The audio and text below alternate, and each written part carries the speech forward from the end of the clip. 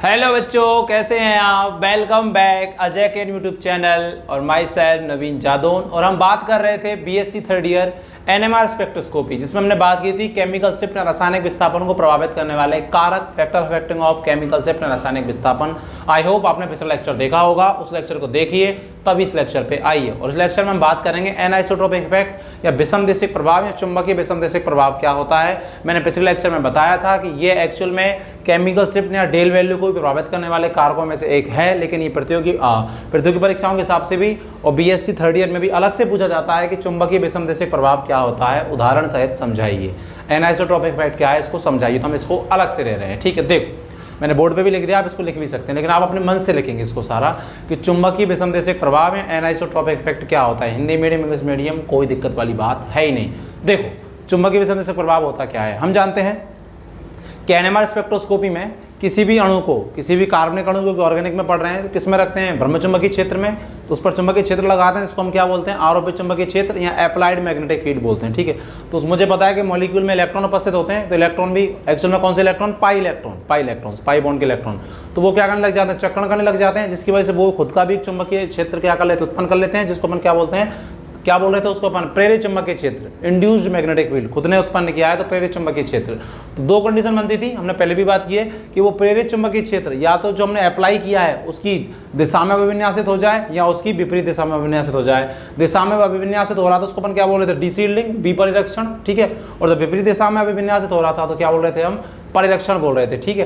परिरक्षण की वजह से क्या होता है, डेल वैल्यू कम हो जाती है, और विपरिरक्षण जब जो अप्लाई किया है वो और जो इलेक्ट्रॉन द्वारा उत्पन्न हो रहा है वो अगर सेम डायरेक्शन में, तो उसको बोलते हैं डीसील्डिंग या विपरीरक्षण, तो डेल वैल्यू क्या हो जाती है, बढ़ जाती है। इसका मतलब हम क्या बोलेंगे कि जो प्रोटॉन जो है, हाइड्रोजन जो है, उसकी स्थिति डिसाइड करती है कि वो मतलब उसकी डेल वैल्यू पे क्या फर्क पड़े, उसकी डेल वैल्यू घटे या बढ़े। अगर वो डीसील्डिंग क्षेत्र में उपस्थित है जहां अप्लाइड चुंबकीय क्षेत्र और प्रेरित चुंबकीय क्षेत्र की दिशा समान है, तो उसको डीसील्डिंग बोलते हैं, तो डेल वैल्यू क्या हो जाएगी, बढ़ जाएगी, क्योंकि मुझे पता है कि डीसील्डिंग होने पर डेल वैल्यू क्या होती है, बढ़ती है।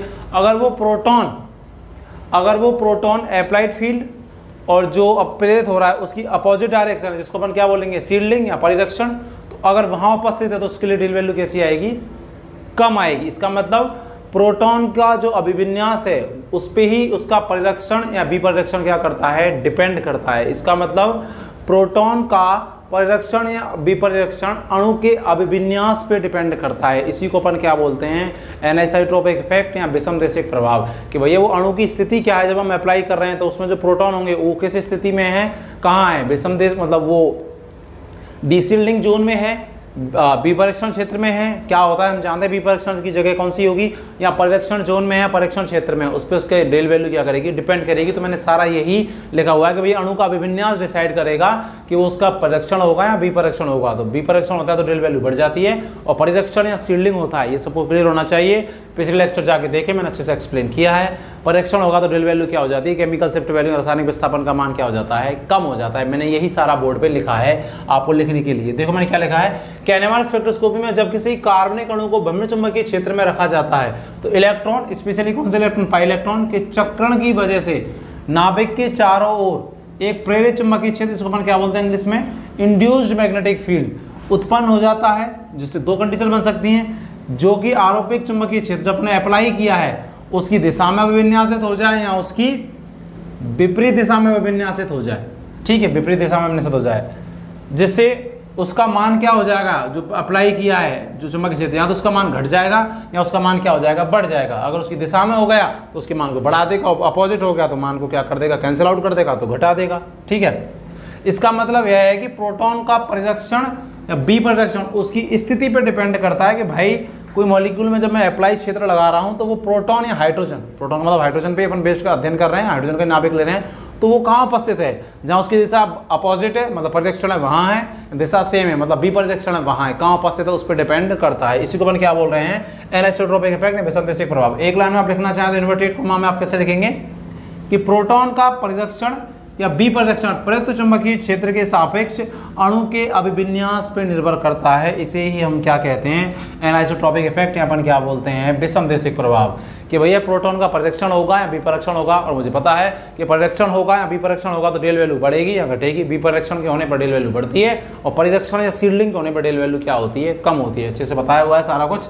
ऐसे इधर जाते हैं तो डेल वैल्यू बढ़ती है, टीएमएस लेते हैं टेट्रामेथिल सेलाइन, इधर होता है तो डीशील्डिंग, तो डेल वैल्यू बढ़ती है। तो परिरक्षण विपरीक्षण किस पर डिपेंड करता है कि मॉलिक्यूल जो अपन ने अप्लाई क्षेत्र किया उसमें कहाँ रखा है, और उसमें जो चुंबकीय क्षेत्र प्रेरित हो रहा है उसकी दिशा क्या है, उसके आधार पर उसमें क्षेत्र बनेंगे अलग अलग कि भैया कहाँ तो शील्डिंग हो रहा है और कहाँ डीशील्डिंग हो रहा है। इसी के आधार पे एनाइसोट्रॉपिक इफेक्ट को अपन दो भागों में बांटेंगे। एक तो होगा प्रतिचुंबकीय विषमदेशिक प्रभाव, एक होगा अनुचुंबकीय विषमदेशिक प्रभाव। ठीक है, इसको आप लिखो, फिर मैं आपको बताता हूँ आगे कैसे। लिख लो आप इसको, अच्छे से लिख लिया, मिटा दूं क्या? मेरे प्यारे बच्चों, अब देखो मैं नोट्स की क्या जरूरत है, मैं आपको नोट्स दूं चाहे मैं नहीं दूं, क्योंकि मैं आपको सारा तो लिखा रहा हूं, आप इसको लिख सकते हैं। मैं अगर इसको नहीं भी लिखा था तो मैंने जो बोला था आपके दिमाग में बैठा कि यार ये होता है एनाइसोट्रॉपिक इफेक्ट, ये प्रोटॉन का जो परिरक्षण है, विपरीक्षण है, ये मॉलिक्यूल जिसको हमने अप्लाइड क्षेत्र में रखा है उसके अभिविन्यास पर निर्भर करता है कि वो उसमें क्या विन्यास है, उसमें कहाँ तो शील्डिंग क्षेत्र बनेगा परिरक्षण और कहाँ विपरीक्षण बनेगा। तो जहाँ परिरक्षण होगा वह डेल वैल्यू कम हो जाएगी, जहाँ विपरीक्षण होगा डेल वैल्यू बढ़ जाएगी। इसी को अपन क्या बोलते हैं, एनाइसोट्रॉपिक इफेक्ट अपन इसको बोलते हैं। ठीक है, इसको लिख लिया। तो मैं बताता हूँ ये दो प्रकार से हो सकता है, अणु का अभिविन्यास के आधार पर दो प्रकार का। कैसे, इसको मिटा दो। ठीक है, देखो कैसे हो सकता है। नोट्स अगर आप खुद के बनाओगे तो ज़्यादा बेहतर रहोगे, मेरी बात मानोगे तो। वैसे मैं तो आपके लिए हूँ, तो देखते हैं आप हमारा कितना सपोर्ट करते हैं। करोगे नहीं करोगे? करोगे, चलो ठीक है भाई, करोगे तो अच्छी बात है, आपका ही भला होगा।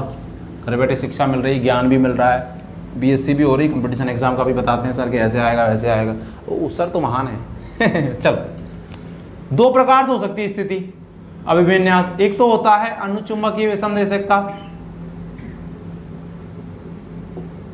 अनुचुंबकीय विषमदेशिकता।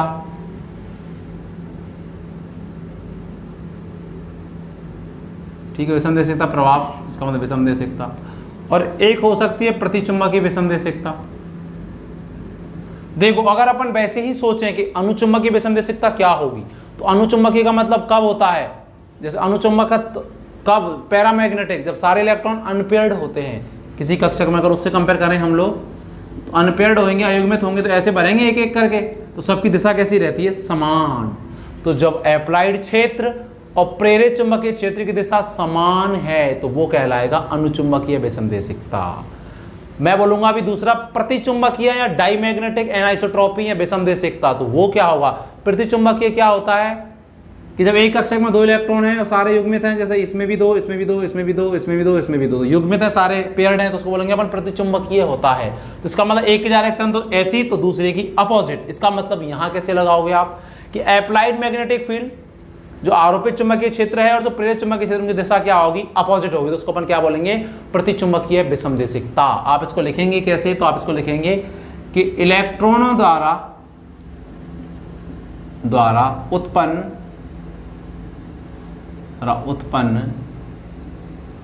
प्रेरित चुंबकीय क्षेत्र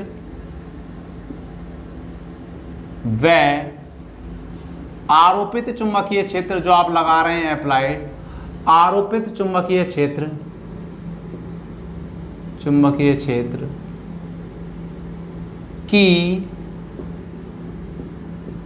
की दिशा समान होती है, की दिशा समान होती है। और जब दिशा समान होती तो इसको आप क्या बोलते थे, विपरीक्षण होती है, तो विपरीक्षण होता है। पिछले लेक्चर जाके देखें, अच्छे से और अच्छे से बताया है। विपरीक्षण होता है जिससे डेल वैल्यू के मान में, बताओ जल्दी बताओ, क्या हो जाएगी, डेल वैल्यू के मान में क्या हो जाती है, वृद्धि हो जाती है, वृद्धि हो जाती है, वृद्धि हो जाती है। इसे ही क्या कहते हैं, इसे ही हम अनुचुंबकीय विषमदेशिकता कहते हैं, अनुचुंबकीय विषमदेशिकता कहते हैं। जैसे मैं एग्जाम्पल के रूप में बताना चाहूँ कि जैसे मैंने कोई फील्ड अप्लाइड किया, मैग्नेटिक फील्ड, ये कोई मॉलिक्यूल है इसमें रखा हुआ है, ठीक है, तो माना इसकी चुंबकीय क्षेत्र की दिशा ऐसी है यू, अंदर से बाहर की ओर, अंदर से बाहर की ओर। तो देखो ये वाली बाहर की तरफ और ये दिशा कैसी समान, तो ये क्या कहलाएंगे, अनुचुंबकीय क्षेत्र कहलाएगा। अनुचुंबकीय विषमदेशिकता, इसको अपन क्या बोलेंगे, डीशील्डिंग क्षेत्र, या यहाँ जो प्रोटॉन होंगे उनको क्या बोलेंगे, डीशील्डिंग प्रोटॉन। और यहाँ अगर बीच में देखें तो यहाँ से ऐसे और यहाँ से अप्लाई कर रहे हैं, तो इससे तो इधर से तो नीचे की तरफ है और इधर से अप्लाई की क्या ऊपर की तरफ, तो जस्ट अपोजिट है। तो ये वाला जो क्षेत्र है, ये वाली क्या सिचुएशन क्या कहलाएगी, परिरक्षण, या क्या कहलाएगी, डीशील्डिंग कहलाएगी, ठीक है। इसको क्या बोलेंगे, मैंने प्रतिचुंबकीय भी अपन इसको बोल सकते हैं। और जब समान होगी तो उसको क्या बोलेंगे, अनुचुंबकीय। और यहाँ जो प्रोटॉन होंगे वो क्या कहलाएंगे, अनुचुंबकीय प्रोटॉन या डीशील्डिंग प्रोटॉन, जिनकी डेल वैल्यू कैसी आएगी, ज्यादा आएगी, क्योंकि डीशील्डिंग प्रोटॉन के लिए डेल वैल्यू कैसी आती है, ज्यादा। अगर मैं बोलूं कि प्रतिचुंबकीय, सेकंड, प्रतिचुंबकीय विषमदेशिकता क्या होगी, मैं शॉर्ट में लिख रहा हूं, प्रतिचुंबकीय, प्रतिचुंबकीय को आप क्या बोलते हैं इंग्लिश में, डाईमैग्नेटिक, ठीक है। तो अपन क्या बोलेंगे कि जो इलेक्ट्रॉनों द्वारा उत्पन्न हुआ है,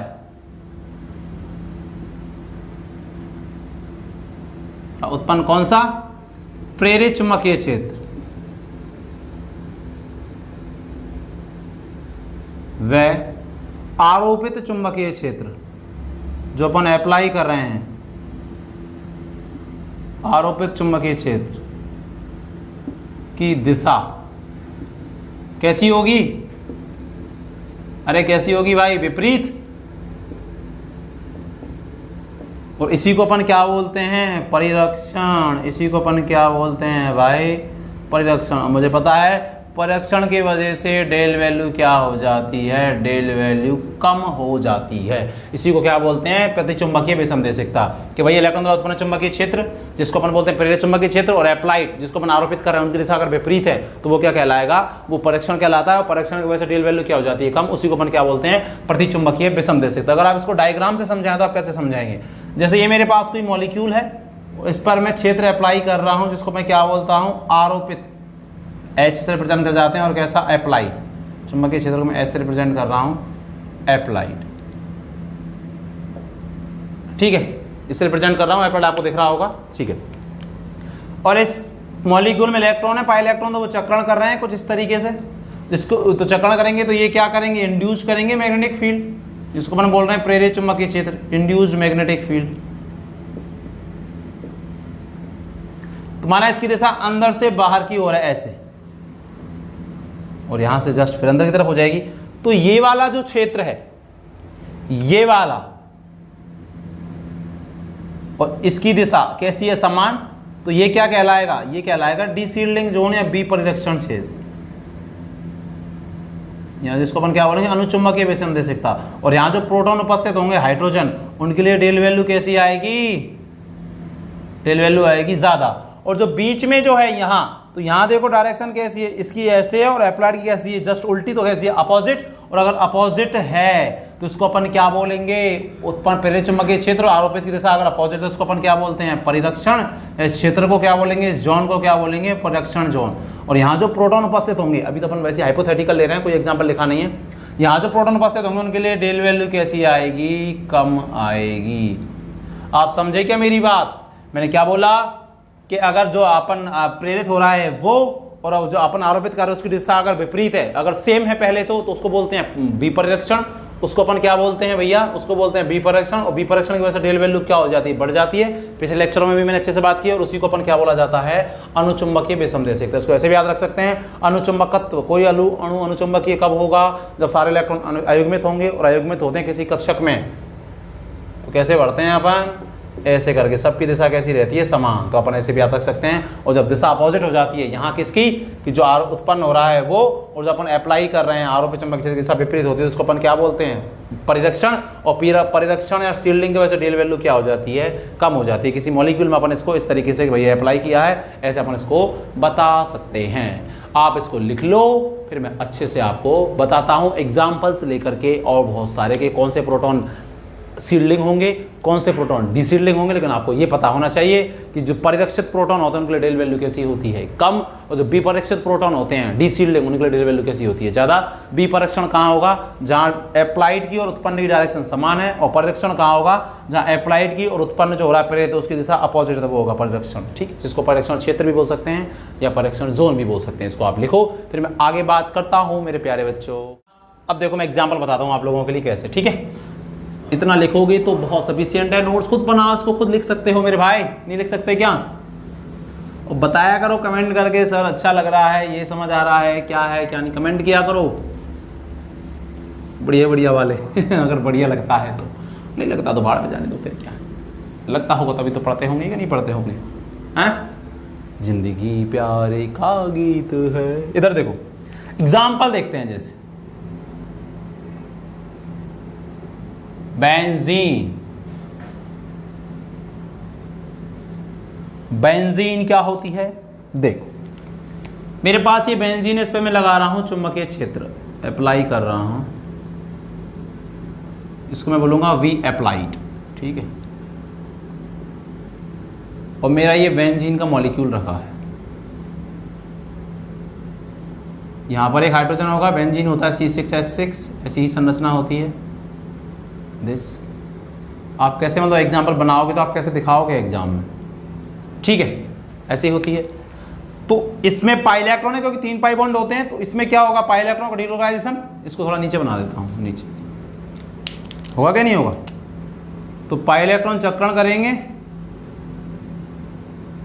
ये आरोपित, वी आरोपित या अप्लाइड। ठीक है, इतनी अंग्रेजी तो आपको आ गई होगी आई हो, बी आरोपित। तो इसमें पाई इलेक्ट्रॉन तो वो भी चक्रण करेंगे, तो वो भी चुंबकीय क्षेत्र उत्पन्न करेंगे, कुछ इस तरीके से आप रिप्रेजेंट करोगे जैसे मैंने बताया था। तो इसकी डायरेक्शन क्या होती है, अंदर से और इस तरफ, बाहर की तरफ, अंदर से बाहर की तरफ। ऊपर से देखेंगे तो बाहर से अंदर की तरफ, बाहर से अंदर की तरफ, इसको ऐसे दिखाएंगे ऐसे। ठीक है, अंदर से बाहर की तरफ, इस तरफ समझे, इसका मतलब अंदर से बाहर की तरफ, अंदर से बाहर की तरफ। तो मैं क्या बोल सकता हूं कि ये जो प्रोटॉन्स उपस्थित हैं हाइड्रोजन, ये किस क्षेत्र में है, बी परिरक्षण, बी परिरक्षण क्षेत्र में उपस्थित है। क्यों? क्योंकि यहां अप्लाइड मैग्नेटिक फील्ड और उत्पन्न जो हो रहा है, प्रेरित जो हो रहा है, जो इंड्यूस्ड हो रहा है, क्या बोलते हैं प्रेरित को, इंड्यूस्ड मैग्नेटिक फील्ड, उसकी दिशा कैसी है, समान, और उसी साइड ही उपस्थित है, तो क्या कहलाएंगे, बी परिरक्षित क्षेत्र। यहां इसको अपन क्या बोलेंगे, अनुचुंबकीय विसंदेशिकता। इसको अपन क्या बोलेंगे, अनुचुंबकीय विसंदेशिकता। जो बीच वाला जो क्षेत्र है ये क्या कहलाएगा, परिरक्षण क्षेत्र, परिरक्षण क्षेत्र कहलाएगा कि नहीं कहलाएगा? क्योंकि देखो अप्लाइड की ओर जो प्रेरित हो रहा है उसकी डायरेक्शन कैसी है, अपोजिट, या अपन इसको क्या बोलेंगे, प्रतिचुंबकीय विसंदेशिकता, प्रतिचुंबकीय विसंदेशिकता इसको अपन बोलेंगे। इसका मतलब इसकी जो प्रोटॉन है, 6 प्रोटॉन है, वो किस क्षेत्र में उपस्थित है, चाहे तो इस तरफ ले लो चाहे इस तरफ, सेम ही है, किस क्षेत्र में उपस्थित है भैया, अनुचुंबकीय विसंदेशिक में या बी परिरक्षण क्षेत्र में। तो उनके लिए डेल वैल्यू आएगी, डेल वैल्यू का मान प्राप्त होगा, और वो डेल वैल्यू जो बेंजीन के जो प्रोटॉन होते हैं उनकी डेल वैल्यू होती है लगभग 6 से 8 ppm। लगभग कितनी होती है, 6 से 8 ppm। आप रिप्रेजेंट कैसे करेंगे मैंने आप लोगों के लिए बता दिया है। एक एग्जाम्पल और देखो जैसे, ठीक है, 6 से 8 ppm इनके लिए, इन प्रोटॉन्स के लिए, है ना, 6 से 8 ppm। ये वैल्यू इतनी क्यों आ रही है, इसीलिए आ रही है कि प्रोटॉन कहाँ उपस्थित हैं, बी परिरक्षण क्षेत्र में, अनुचुंबकीय विसंदेशिक क्षेत्र में क्या है, उपस्थित हैं। क्योंकि भैया अंदर से बाहर की डायरेक्शन है, तो जो प्रोटॉन जो है बेंजीन में वो किस क्षेत्र में उपस्थित है, अप्लाई, और इसकी डायरेक्शन जो प्रेरित हो रहा है, इंड्यूस हो रहा है, उसकी डायरेक्शन कैसी है, सेम, वहीं उसी साइड उपस्थित है। जबकि केंद्र में बेंजीन के कैसा क्षेत्र है, परिरक्षण क्षेत्र है, इसको अपन क्या बोलते हैं, प्रतिचुंबकीय विसंदेशिकता। ठीक है, वहां डेल वैल्यू कैसी आएगी, कम। अगर कोई प्रोटॉन होता तो वहां कोई होता नहीं है। एक एग्जाम्पल देखो, जैसे एसिटिलीन, एसिटिलीन बोलते हैं एथाइन को। एथाइन क्या होता है, CH triple bond CH, acetylene भी बोलते हैं इसको, एसिटिलीन गैस भी होती है। मुझे पता है कि एसिटिलीन कैसा होता है, लीनियर। ठीक है, एथाइन होती है रेखीय। ठीक है, इस पे मैंने मैग्नेटिक फील्ड लगाया, चुंबकीय क्षेत्र, इसको अपन क्या बोलते हैं, वी आरोपित, ऐसे आप रिप्रेजेंट करोगे, आरोपित। ठीक है, वी आरोपित इसको करोगे, तो इसमें भी पाई बॉन्ड है, तो पाई इलेक्ट्रॉन डिलोकलाइज करेंगे, तो ये हाइड्रोजन है, और ये हाइड्रोजन है, सी ऐसा ही होता है। तो इसमें भी पाई बॉन्ड है तो वो डिलोकलाइज करेंगे, इसको मैं नीले पेन से दिखा रहा हूँ ऐसे। इसकी डायरेक्शन भी क्या होती है, अंदर से बाहर की तरफ, अंदर से बाहर की तरफ, और ऊपर से होती है बाहर से अंदर की तरफ, ठीक है। ऐसे दिख रहा होगा आपको, आई होप जी दिख रहा है, ठीक है। अंदर से बाहर की तरफ, अंदर से बाहर की तरफ, ठीक है, अंदर से बाहर की तरफ, अंदर से बाहर की तरफ, ठीक है। तो देखो ये जो प्रोटॉन है वो इसी रेखा में उपस्थित है क्या, इसी लाइन में। तो इसका मतलब इसी लाइन में अगर अपन देखें तो जो डायरेक्शन आ रही है, जो अपन अप्लाई कर रहे हैं, आरोपित कर रहे हैं, और जो इसमें खुद में उत्पन्न हो रहा है, इसको अपन इंड्यूस्ड मैग्नेटिक फील्ड बोलते हैं, उसकी डायरेक्शन कैसी है, देखो जस्ट अपोजिट। और अगर जस्ट अपोजिट है तो इसका मतलब ये वाले जो प्रोटॉन है, चाहे तो ये वाला चाहे ये वाला, कहाँ उपस्थित है भैया, कैसे प्रोटॉन कहलाएंगे, परिरक्षित प्रोटॉन। अरे कैसे कहलाएंगे, परिरक्षित प्रोटॉन कहलाएंगे, ठीक है। या क्या कहलाएंगे, हाइड्रोजन। या इनको अपन क्या बोल सकते हैं, प्रतिचुंबकीय विषमता से, क्योंकि किस क्षेत्र में उपस्थित है भाई, ये वहां उपस्थित है जहां अप्लाइड की और जो प्रेरित हो रहा है, जो क्षेत्र अपन इसको क्या बोलेंगे, प्रेरित चुंबकीय क्षेत्र, प्रेरित चुंबकीय क्षेत्र। दोनों की डायरेक्शन कैसी है, यहाँ पे अपोजिट, और यहीं हाइड्रोजन क्या है, प्रोटॉन क्या उपस्थित है, इसीलिए क्या कहलाएंगे, परिरक्षित प्रोटॉन। और इनके लिए डेल वैल्यू कैसी आएगी, कम आएगी। वो मान कितना होता है डेल वैल्यू का, मैं ये भी बता देता हूँ। एसिटिलीन एथाइन वाले हाइड्रोजनों के लिए वो होता है 2 से 3 ppm। ये मान इसीलिए इतना कम आता है, ये मान कम इसलिए ये शो कर रहा है कि जो हाइड्रोजन जो एसिटिलीन में है वो कहाँ उपस्थित है, परिरक्षित क्षेत्र में या प्रतिचुंबकीय विषमदेशिक में, वहां जहां अप्लाइड आरोपित और क्या जो उत्पन्न हो रहा है उसकी डायरेक्शन कैसी है, अपोजिट है, दिशा कैसी है, विपरीत है, ठीक है। एक एग्जाम्पल अगर आता हूं मैं एल्कीन का या एथीन का। एथीन क्या होती है, C double bond C, H H H और H। यहां मैंने कोई मैग्नेटिक फील्ड अप्लाई किया, दिख रहा है क्या आपको, दिख रहा है, आरोपित किया, आरोपित किया, आरोपित किया, इसको मैंने क्या बोल रहे हैं, बी आरोपित। आप एग्जाम में भी बिल्कुल ऐसे ही बनाएंगे, ठीक है, इसलिए मैंने अच्छे से बनाया, बी आरोपित। इसमें भी पाई बॉन्ड है तो इसमें भी क्या है, पाई इलेक्ट्रॉन डिलोकलाइज करेंगे तो इसमें भी क्या चुंबकीय क्षेत्र उत्पन्न होगा। इसकी डायरेक्शन भी अंदर से बाहर की तरफ होती है, अंदर से बाहर की तरफ, ठीक है, अंदर से बाहर की तरफ। आपको ऐसे ही रखनी है, अंदर से बाहर की तरफ, बाहर की तरफ। अगर ऊपर से देखेंगे तो बाहर से अंदर की तरफ। तो ये वाले जो प्रोटॉन हैं 1 2 3 4 सेम प्रकार के चारों प्रोटॉन है, देखो कहाँ उपस्थित हैं, जहां अप्लाइड और जो इंड्यूस्ड जो उत्पन्न हो रहा है उसकी डायरेक्शन कैसी है, लगभग सेम है। तो इसका मतलब ये प्रोटॉन कहाँ उपस्थित हैं, बी परिरक्षण क्षेत्र में। या ये प्रोटॉन क्या कहलाएंगे, प्रोटॉन कैसे हैं, बी परिरक्षित प्रोटॉन है, क्योंकि ये वहां उपस्थित हैं जहां पर उत्पन्न जो प्रेरित चुंबकीय क्षेत्र वो और जो अपन आरोपित कर रहे हैं उनकी डायरेक्शन कैसी है, जस्ट सेम है। उसको अपन क्या बोलते हैं, विपरीक्षण या अनुचुंबकीय विषमदेशिकता अपन उसको बोलते हैं। इसीलिए इनके लिए डेल वैल्यू कैसी आएगी, हाई आती है, ठीक है। और ये प्रोटॉन क्या कहलाते हैं, हाइड्रोजन क्या कहलाते हैं, बी परिरक्षित प्रोटॉन या बी परिरक्षित हाइड्रोजन। तो आप एथीन में ऐसे दिखाएंगे, बेंजीन में ऐसे दिखाएंगे और एसिटिलीन में ऐसे दिखाएंगे। कैसे, अपन को पता है कि अनुचुंबकीय विषमदेशिक का मतलब बी परिरक्षण, जहां आरोपित की और प्रेरित की दिशा कैसी है, समान।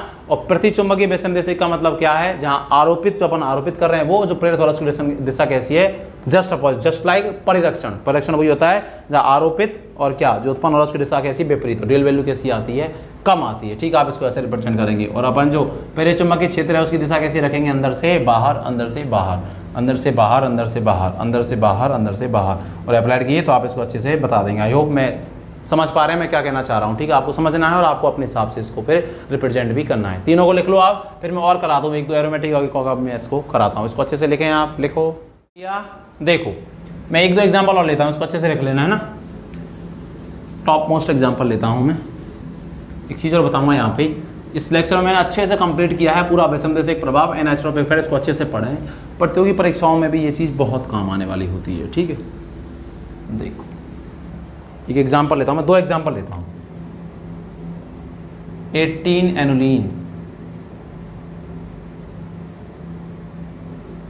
18 एनुलीन क्या होता है, देखो जो साइक्लिक कंपाउंड होते हैं ना एरोमेटिक, उनको बोलते हैं एनुलीन, ठीक है। 18 एनुलीन, इसका एरोमेटिक कितने कार्बन होंगे, 18। एरोमेटिसिटी नहीं आती तो आप मेरे जाके यूट्यूब पे देख सकते हैं, मेरे उसमें एरोमेटिसिटी मैंने अच्छे से पढ़ाई हुई है, ठीक है। कितने कार्बन हो गए, देखो 1 2 3 4 5 6 7 8 9 10 11 12 13 14 15 16 17 और 18 हो गए कि नहीं हो गए? अरे 18 हो गए मेरे दोस्तों, हो गए। डबल बॉन्ड लगाओ एकांतर क्रम में, double single double single double single double single double single double single double single double और क्या, सिंगल और डबल। कितने पाई बॉन्ड आए? 1 2 3 4 5 6 7 8 9। इसका मतलब इसमें कितने पाई इलेक्ट्रॉन है? 18 पाई इलेक्ट्रॉन इसमें है। 9 पाई बॉन्ड है। कैसे लगाने? अल्टरनेट ऑर्डर में। ठीक है, कैसे लगाने मेरे दोस्तों? अल्टरनेट ऑर्डर में आपको पाई बॉन्ड लगाने हैं। यहाँ पर एक हाइड्रोजन होगा, एक हाइड्रोजन यहाँ होगा, एक हाइड्रोजन यहाँ होगा, एक हाइड्रोजन यहाँ होगा, एक हाइड्रोजन यहाँ होगा और एक हाइड्रोजन यहाँ होगा। और प्रत्येक के साथ हाइड्रोजन जुड़ रहे होंगे, यहाँ बाहर तो जुड़ ही रहे होंगे, इसमें तो कोई शक ही नहीं है। कार्बन 4 बॉन्ड बनाता है, जुड़ ही रहे होंगे यहाँ पे तो। H H H H और H, ये क्या कहलाता है? 18 एरोलिन। और ये कैसा कंपाउंड है? एक एरोमेटिक कंपाउंड है, क्योंकि देखो इसमें 18 पाई इलेक्ट्रॉन है। मुझे पता है एरोमेटिक क्योंकि वो होते हैं जिनमें हकल नियम फॉलो होता है। हकल नियम क्या होता है? 4n + 2 pi electron. अगर आप n का मान 0 1 2 3 4 रखोगे तो 2 इलेक्ट्रॉन आएंगे, 10 इलेक्ट्रॉन आएंगे, 14 इलेक्ट्रॉन आएंगे, 18 इलेक्ट्रॉन आएंगे। ठीक है, तो जिनमें 2 10 2 6 भी आते हैं, 2 रखोगे तो 6 ही आएगा ना, 1 रखोगे तो 4 कम 4 2 6, जिसमें 2 6 10 14 18 इस क्रम में 4n + 2 इलेक्ट्रॉन जो डिलोकलाइज होते हैं वो क्या कहलाता है? वो कंपाउंड एरोमेटिक कहलाता है। ठीक है, एनुलिन बोलते हैं जब साइक्लिक में पाई इलेक्ट्रॉन डिलोकलाइजेशन होता है। तो एनुलिन टोटल कितने पाई इलेक्ट्रॉन डिलोकलाइजेशन? 18 है। इसमें कितने कार्बन है? 18, इसलिए इसको क्या बोल रहे हैं अपन लोग? 18 एनुलिन। डबल बॉन्ड आपको इस संरचना रटनी नहीं है, डबल बॉन्ड एकांतर क्रम में लगाने हैं। पहले तो आपको क्या करना है? 18 कार्बन बनाने हैं और डबल बॉन्ड कैसे क्रम में लगाने हैं? एकांतर में। तो अपने आप आपकी संरचना बन जाएगी। इस पर जब मैं क्षेत्र अप्लाई करता हूं, बी आरोपित दिख रहा है क्या आपको? आई होप दिख रहा होगा, बी आरोपित। ठीक है, तो ये एरोमेटिक कंपाउंड है, तो इसमें भी पाई इलेक्ट्रॉन तो डिलोकलाइज होंगे। तो आपको हमेशा याद रखना है कि जो एरोमेटिक यौगिक होंगे उनमें हमेशा उत्पन्न चुंबकीय क्षेत्र जो प्रेरित होगा उसकी दिशा अंदर से बाहर की ओर होगी। अंदर से बाहर की ओर मतलब कैसे? ऐसे, नीचे से तो अंदर से बाहर की ओर, ऊपर से बाहर से अंदर की ओर। ठीक है, ऐसे। कैसे? ऐसे। कैसे होगी? ऐसे होगी। और यहाँ कैसे होगी? बाहर से अंदर की ओर, बाहर से अंदर की ओर। ठीक है, तो आप देखेंगे कि ये जो 6 प्रोटॉन है, ये बीच वाले, ये वाले जो प्रोटॉन है बीच वाले, ये किस क्षेत्र में आ रहे हैं? ये आ रहे हैं परिरक्षण क्षेत्र में। इनके लिए डेल वैल्यू कैसी आएगी? अपन इसको क्या बोलेंगे? प्रतिचुंबकीय विषमदेशिक में। और जो ये साइड वाले जो प्रोटॉन या जो हाइड्रोजन है, ये किस क्षेत्र में आ रहे हैं? मेरे को 2 को दिखा देता हूं। बी परिरक्षण क्षेत्र में आ रहे हैं। ठीक है, किस क्षेत्र में आ रहे हैं? बी परिरक्षण क्षेत्र, इसको अपन क्या बोलते हैं? अनुचुंबकीय विषमदेशिक। इनके लिए डेल वैल्यू कैसी आएगी? ज्यादा। अगर आपसे कोई पूछे कि निकिल प्रोटोनों के लिए डेल वैल्यू ज्यादा होगी प्रतियोगी परीक्षा में, आपको बीएससी में से ऐसे बना देंगे, कोई दिक्कत नहीं है। या इसको नहीं भी बनाएंगे, जो और एग्जाम्पल करवाएं उनको बना देंगे तो कोई दिक्कत नहीं है। ठीक है, डेल वैल्यू ज्यादा, जबकि इनके लिए इन वाले जो प्रोटोन है बीच वाले, इनके लिए डेल वैल्यू कैसी आएगी? कम। क्योंकि देखो यहाँ जो अप्लाइड है और जो उत्प्रेरित हो रहा है उसकी दिशा कैसी? विपरीत। और जहाँ विपरीत होती है उसको अपन क्या बोलते हैं? परिरक्षण। परिरक्षण में से डेल वैल्यू क्या हो जाती है? कम। एरोमेटिक यौगिकों में एरोमेटिक कौन? जो हगल नियम को फॉलो करते हैं, साइक्लिक प्लस 4n + पाई 2 इलेक्ट्रॉन डिलोकलाइज होते हैं तो एरोमेटिक होते हैं। उनमें दिशा हमेशा अंदर से नीचे से बाहर की ओर आपको ऐसी रखनी है। अगर मैं एंटी एरोमेटिक बना देता, अगर मैं एंटी एरोमेटिक यौगिक बनाता, आप इसको लिखो 1 सेकेंड। अगर मैं एंटी एरोमेटिक बना देता, जैसे 16 एनुलिन जो होता है ना, 16 एलुनिन, 16 एलुनिन एंटी एरोमेटिक होता है। एंटी एरोमेटिक एक ऐसे दिखाते हैं, जबकि 18 एलुनिन कैसा है? एरोमेटिक, क्योंकि हकल नियम को फॉलो कर रहा है। इसको कैसे बनाए हम लोग? इसको हम लोग बनाएंगे ऐसे।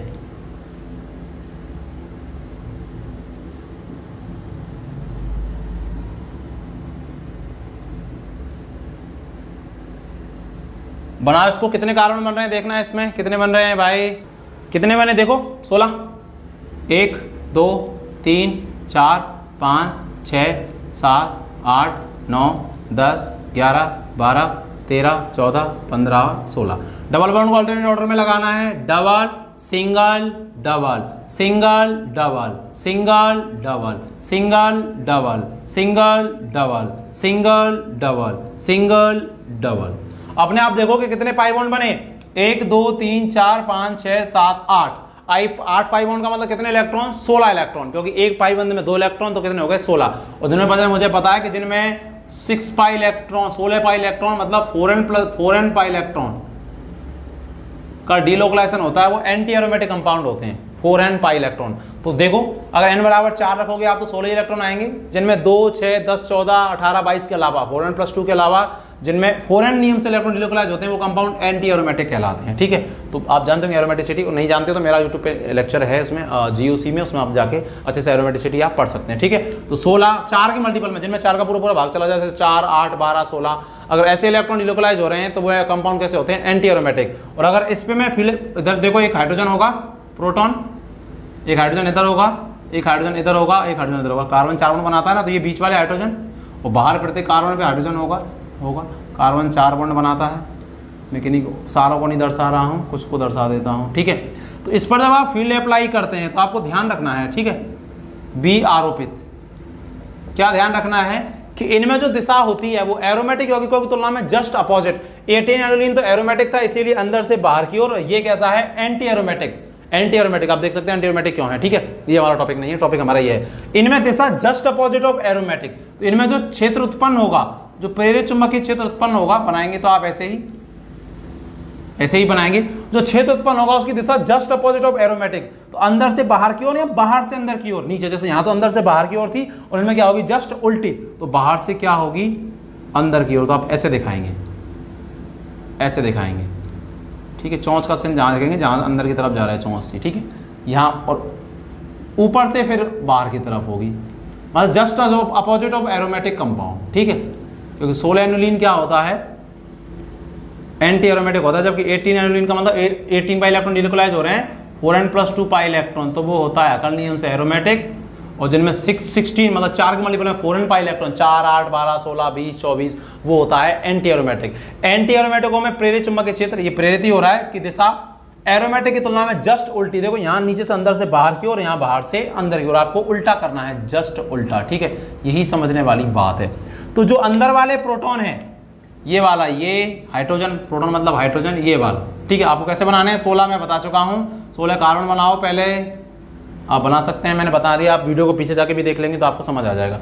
तो ये वाला जो क्षेत्र है, अब ये वाला क्षेत्र कैसा कहलाएगा, बी परिरक्षण, या ये वाले प्रोटॉन कैसे कहलाएंगे, बी परिरक्षण, क्योंकि देखो अप्लाइड डायरेक्शन और बीच वाले प्रोटोनों के लिए जो उत्पन्न हो रहा है प्रेरित चुंबक क्षेत्र, उसकी डायरेक्शन बिल्कुल समान हो गई, और जब समान होगी तो उसको क्या बोलते हैं अपन, बी परिरक्षण। और उनके लिए डील वैल्यू कैसी आएगी, ज्यादा आएगी, डील वैल्यू ज्यादा। जबकि इनमें बीच वालों के लिए डील वैल्यू कैसी आ रही थी, कम आ रही थी, क्योंकि यहाँ देखो दिशा कैसी थी, अप्लाइड की, आरोपित की और प्रेरित की जस्ट उल्टी, जबकि यहाँ कैसी होगी, समान। आपको एरोमेटिक जस्ट उल्टा बनाना है एंटी एरोमेटिक में, प्रेरित चुंबकीय क्षेत्र की दिशा। और साइड वालों के लिए इसमें डील वैल्यू कैसी आएगी, जिसकी भी 2 साइड वालों के लिए अपन मैं बोलूं तो ये क्या कहलाएंगे, परिरक्षित प्रोटॉन कहलाएंगे।